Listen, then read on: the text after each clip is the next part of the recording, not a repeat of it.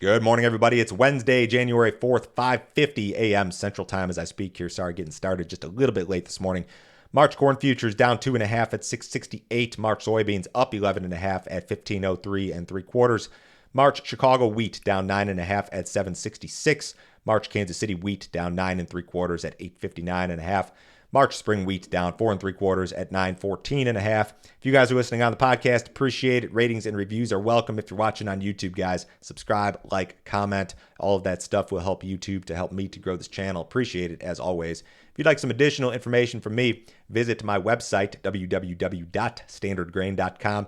Check out my premium subscription service today, guys. I send my premium subscribers a ton of information direct from me every single business day. Morning email goes out about 5:30 a.m. Central Time. In that email, you'll see every overnight headline you need to be aware of. Charts, graphics, weather information, all of my grain marketing recommendations. My daily subscriber-only videos are part of this deal.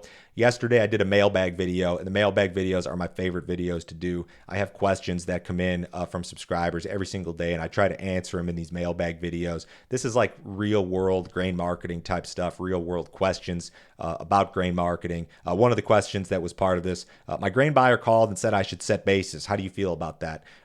Kind of went in depth on that and a few other questions. If you guys are interested in this sort of content, sign up today. $50 a month, cancel at any time. No other fee, no other obligation. Nobody will try to sell you anything else, I promise. U.S. wheat shipments or inspections were absolutely terrible last week. USDA reports that only 3.1 million bushels of U.S. wheat were inspected for export in the week ending December 29th.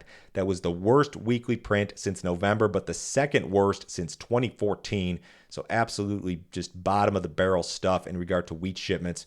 Corn shipments, not good either. Down on the week, down 12% versus the same period last year. So we have some demand problems here when it comes to wheat and corn. When you look at corn, I don't really have anything nice to say about demand. Export sales and shipments are both bad. The pace of shipments is running 27% behind last year. Sales are down 47% versus the same period last year. A lot of the problems in the export market have to do with a lack of Chinese buying versus last year. You look at ethanol production, we had a bad weekly print last week. Margins are declining. When it comes to feed demand, that's a little bit more difficult to gauge. We'll kind of get a reading on that on January 12th when USDA puts that grain stocks report out. But not a whole lot of good things to say about demand for corn or wheat, at least. Some groups have reduced their Brazilian crop production estimates. Well-followed private group StoneX pegged the Brazilian soybean crop at 153.8 million metric tons. Their previous estimate was 155. That's still a monster crop, and that's still above USDA's most recent estimate, which was 152. The previous record was 139.5 from 2 years ago. I think that the reason for the reduced production has to do with southern Brazil and the drought there. I didn't see the StoneX report, but if I had to guess, I'd say the reason for reduced estimates probably has to do with dryness in the southern part of the country. They also reduced their corn production estimate. StoneX is at 128.7, down from 130.3 previously. USDA is at 126. So these are still, even though we've got some reductions here from StoneX, these are still monster crops. Argentina is going to be dry over the next 7 days, while Brazil will be mostly wet. You can see on my map here, you've got a stark contrast from Brazil to Argentina. Most of your corn and soybean growing areas in Brazil are going to be wet, barring these far southern areas. And then Argentina dry, just some sparse rain here over the next 7 days. When you look at temperatures, you've got a similar contrast. Brazil is going to be cooler than normal on average, 5 degrees below normal, maybe more than that in some areas. And Argentina is going to be well above normal in terms of temperatures. So they did see some rain in Argentina over the weekend. Maybe that was part of the reason the soybean market was off a little bit or off sharply yesterday. But the weather forecast moving forward for Argentina really does not look very good. China's COVID problems continue. A doctor at one of Shanghai's top hospitals estimates that at least 70% of the city's 25 million residents have contracted the virus. Funeral homes are at capacity. They're unable to deal with the rising death toll. In regard to the economy, they had some poor economic data out over the weekend. China's manufacturing activity shrank for a fifth consecutive month in December. The index was a little bit better than expectations, but still indicates a continued economic decline. The Communist Party attempting to rally its citizens in the state-run media outlet today.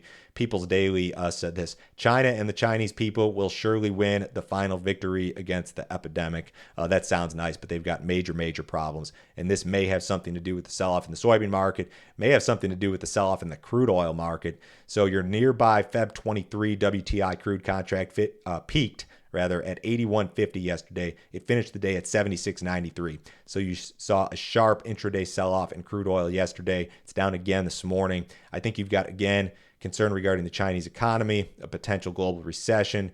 I think a lot of people expect China's reopening to ultimately result in better oil demand, but these short-term headlines and the short-term stuff is bad news. Reuters reporting this morning that Saudi Arabia may further cut the price of oil sent to Asia next month.